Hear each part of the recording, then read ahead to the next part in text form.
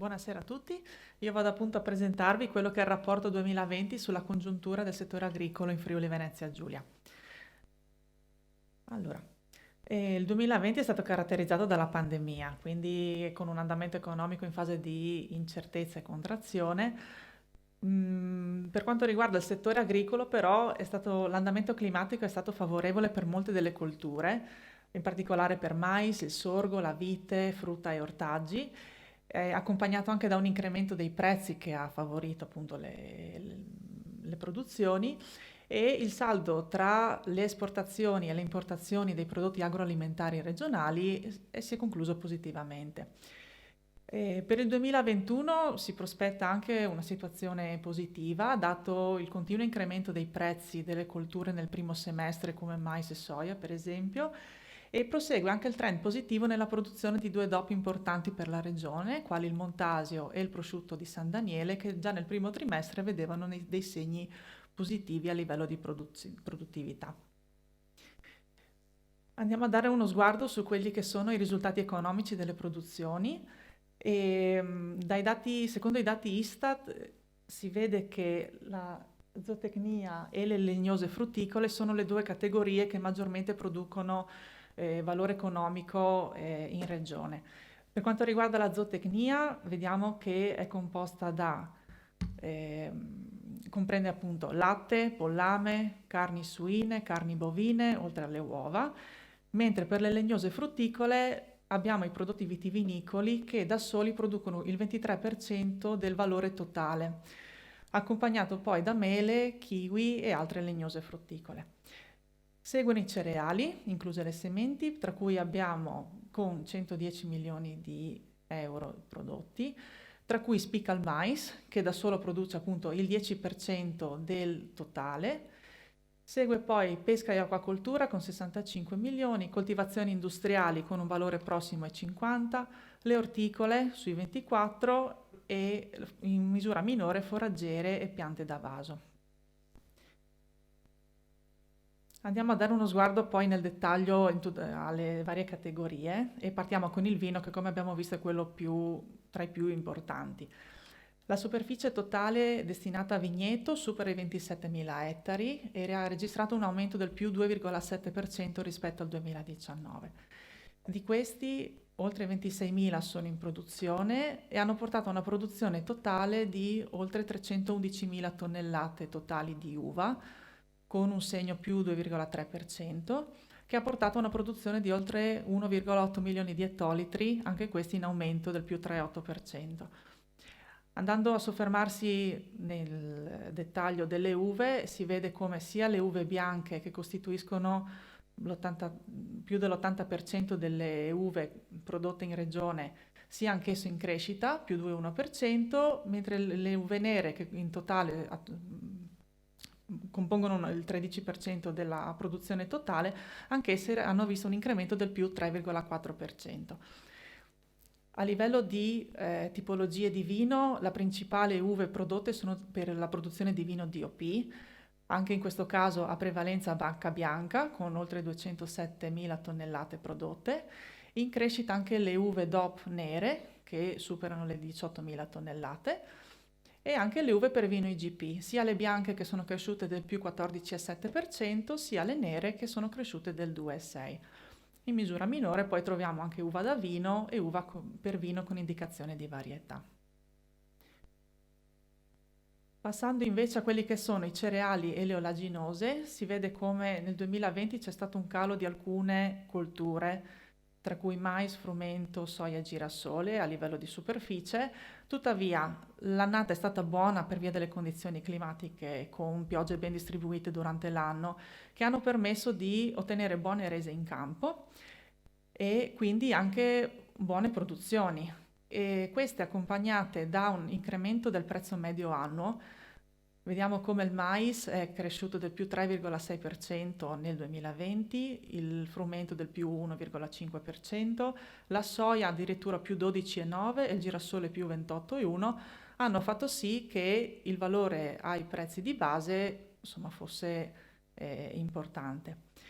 Volevo far notare come, a discapito di alcune colture, sono cresciute le superfici destinate a orzo e sorgo, più 2 e 8% rispettivamente, e anche la colza più 18%, quindi seppur in misura minore c'è un interesse verso queste colture. Eh, il mais rimane comunque la coltura cerealicola più produttiva a livello regionale, ha prodotto nel 2020 oltre 480.000 tonnellate di granella e per quanto riguarda le oleaginose rimane la soia che ha superato le 150.000. Passiamo poi alle ortofrutticole. Per le produzioni orticole possiamo dire che ci sono più di 460 ettari in produzione in regione. In prevalenza le colture sono asparagi, patate, radicchi e zucchine. Per quanto riguarda le produzioni frutticole invece abbiamo appunto più di 30.000 ettari, di cui i 27.000 che erano destinati a vite di cui si parlava prima, a cui si aggiungono altri 2.776 in cui troviamo mele, kiwi e altre colture come ciliegio, susino e anche nocciolo che nell'ultimo anno ha visto un incremento del più 10% su quelle che sono le superfici investite a questa coltura. Mi soffermo un attimo poi su melo e kiwi perché è stata un'annata importante su queste due coltivazioni, perché dopo alcuni anni di difficoltà, diciamo, per i produttori, accanto alle condizioni climatiche favorevoli, c'è stata una riduzione dei danni causati dalla cimice asiatica, il che ha fatto incrementare notevolmente le produzioni, parliamo di un più 45,9 per quanto riguarda il melo e più 38,3 per il kiwi. Anche in questo caso associato a un incremento del prezzo medio annuo, più 3,7% per il melo e più 18,2 per il kiwi, che ha fatto incrementare sensibilmente il valore ai prezzi di base generato da queste due colture. Quindi vediamo che per il melo è più che raddoppiato ed è incrementato del quasi 40% anche per quanto riguarda il kiwi. Nel settore zootecnico, come vedevamo inizialmente, è un settore rilevante e nel dettaglio c'è stato un aumento del numero di allevamenti destinati a bovini da carne e anche a bovini misti carne e latte, un incremento degli allevamenti suini che hanno visto un più 4,3% e anche delle galline ovaiole più quasi 16%. In generale nel 2020 c'è stato un importante aumento della produzione di latte con oltre 265.000 tonnellate prodotte, che equivale a un incremento del più 4,2%, a cui è conseguita anche un aumento della produzione di Montasio DOP.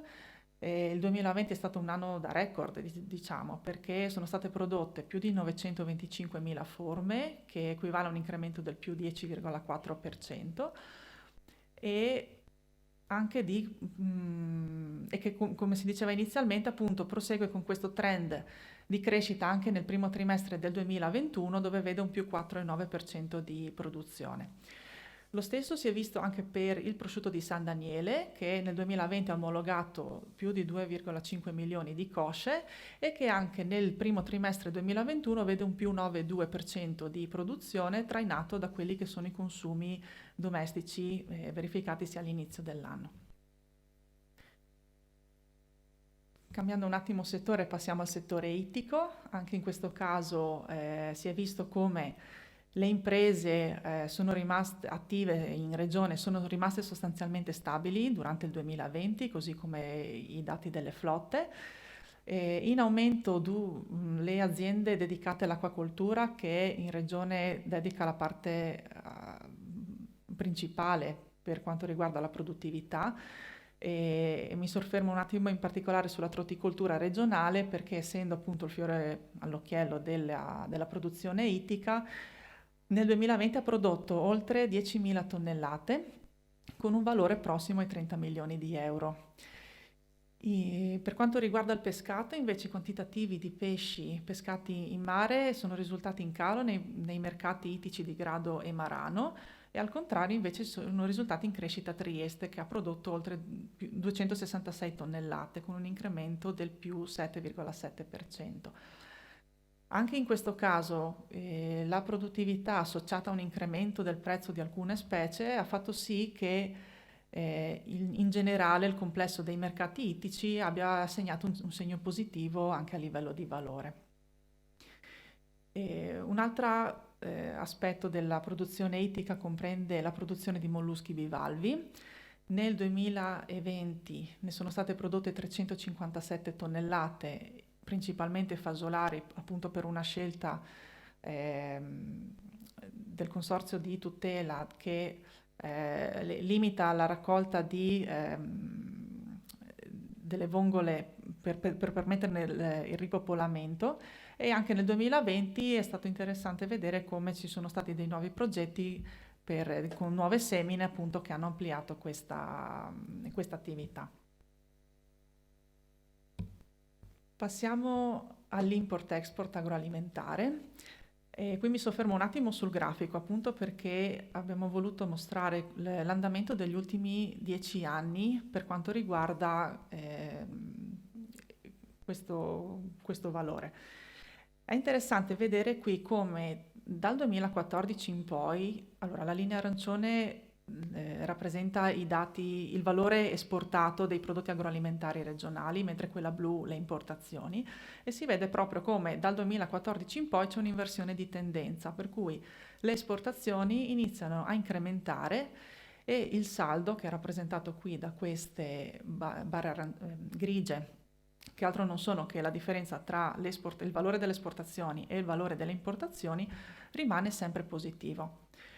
Questo si è verificato anche nel 2020, dove nonostante tutte le limitazioni e le restrizioni, appunto, sì, c'è stato un calo del meno 3-6 delle esportazioni, ma parallelamente anche delle importazioni che ha mantenuto il saldo positivo. Numericamente il valore delle esportazioni dei prodotti agroalimentari regionali equivale a, dai dati Istat, 926 milioni di euro.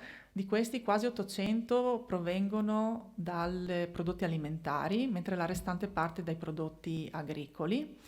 È stato interessante notare come per i prodotti agricoli i prodotti delle colture permanenti, quindi ad esempio le frutticole, che sono anche la parte principale dei prodotti che vengono esportati, ha registrato un incremento a doppia cifra, quindi un 19,6%, e lo stesso vale per i prodotti da forno e farinacei che hanno registrato un più 12%.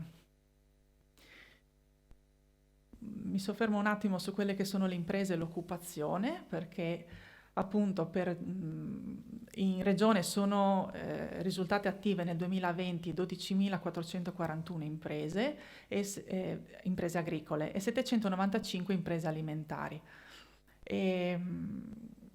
Un dato importante che è emerso dall'analisi dei dati è stato il saldo degli occupati dipendenti. Infatti, in controtendenza con quelli che sono gli altri comparti della regione, si vede come il saldo nel settore agroalimentare ha segnato un più 496 unità, a cui hanno contribuito positivamente in particolare i territori provinciali di Pordenone e di Gorizia, con 479 dipendenti e più 93 dipendenti rispettivamente. Ok, io concludo qui e si ringrazia chi ha contribuito anche per la realizzazione di questo report e vi ricordo che il report è scaricabile dal sito www.ersa.fvg.it.